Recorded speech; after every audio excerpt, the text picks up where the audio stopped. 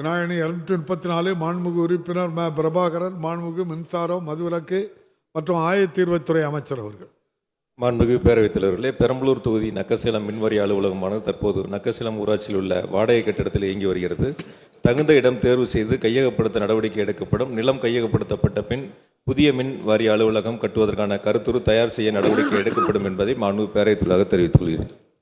மாண்புமிகு பேரவைத் தலைவர்களே, தமிழ்நாடு முழுவதும் இருக்கக்கூடிய 2811 பிரிவு அலுவலகங்களில் எந்தெந்த அலுவலகங்கள் சொந்த கட்டிடங்களில் இருக்கிறது, எந்தெந்த அலுவலகங்கள் வாடகை கட்டிடங்கள் என்பதை கணக்கெடுக்கப்பட்டு முன்னுரிமை அடிப்படையில் எங்கு அவசியம் தேவை என்பதை கணக்கிலே கொண்டு அதற்கான பணிகள் முன்னெடுக்கப்பட்டிருக்கின்றன.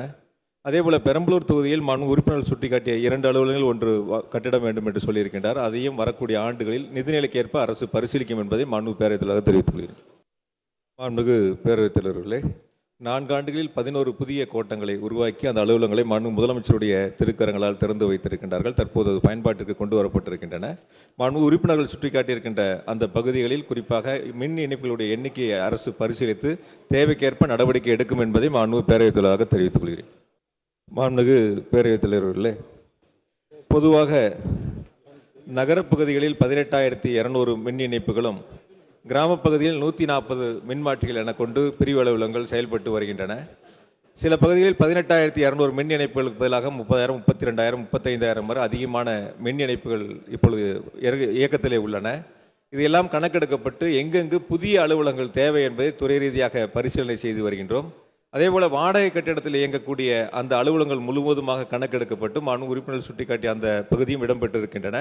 முன்னுரிமை அடிப்படையில் ஒவ்வொரு அலுவலகமாக சொந்த கட்டிடம் கட்டுவதற்கு துறை நடவடிக்கை எடுத்து வருகிறது என்பதை மாண்புமிகு பேரவைத் தலைவராக தெரிவித்துக் கொள்கின்றேன். மாண்புமிகு உறுப்பினருடைய சொல்லக்கூடிய அந்த பகுதிக்கு அரசு முன்னுரிமை கொடுக்கும் என்பதை தெரிவித்துக் கொள்கிறேன். மாண்புமிகு பேரவைத் தலைவரே, தமிழ்நாடு மின்சாரத்துறையினுடைய வரலாற்றில் 4 ஆண்டுகளில் அதிக பணிகளை ஆர்கே நகரில் செய்த முதலமைச்சர் மாண்புமிகு தளபதி அவர்கள். மாண்புமிகு உறுப்பினர்கள் நன்றாக தெரியும். நானே அந்த பகுதிகளுக்கு நேரிலே சென்று சட்டமன்ற உறுப்பினரையும் அழைத்து சென்று அங்கே தேவையான நடவடிக்கை எடுக்கப்பட்டு முழுவதுமாக பணிகள் முடிக்கப்பட்டு பயன்பாட்டிற்கு கொண்டு வரப்பட்டிருக்கின்றன. மாண்புமிகு உறுப்பினர்கள் சுட்டிக்காட்டுகின்ற துணை நிலையம் அரசினுடைய பரிசீலனை உள்ளது என்பதை மாண்புமிகு பேரவைத் தலைவராக தெரிவித்தார். மாண்புமிகு பேரவைத் தலைவர்களே, தமிழ்நாடு மின்சார வாரியத்தில் காலியாக உள்ள பணியிடங்கள் தேவைக்கேற்ப நிரப்பப்படும் என்று நேற்று மானிய கோரிக்கை அறிவிப்பிலே மாண்புமிகு முதலமைச்சருடைய வழிகாட்டுதலோடு அறிவிக்கப்பட்டிருக்கின்றன. எங்கெங்கு துணை மின் நிலையங்களுக்கு பணியிடங்கள் உருவாக்கப்பட வேண்டும், எந்தெந்த அலுவலகங்களுக்கு எந்தெந்த பணியாளர்கள் நியமிக்கப்பட வேண்டும், ஏற்கனவே பணியாற்றி இருக்கக்கூடிய அந்த இடங்களிலும் மாண்புமிகு உறுப்பினர் சுட்டிக்காட்டியதைப் போல துறையினுடைய அதிகார இடத்திலே சொல்லி கண்டிப்பாக அதற்கு நடவடிக்கை எடுக்கப்படும் என்பதை மாண்புமிகு பேரவைத் தலைவராக தெரிவித்துள்ளேன்.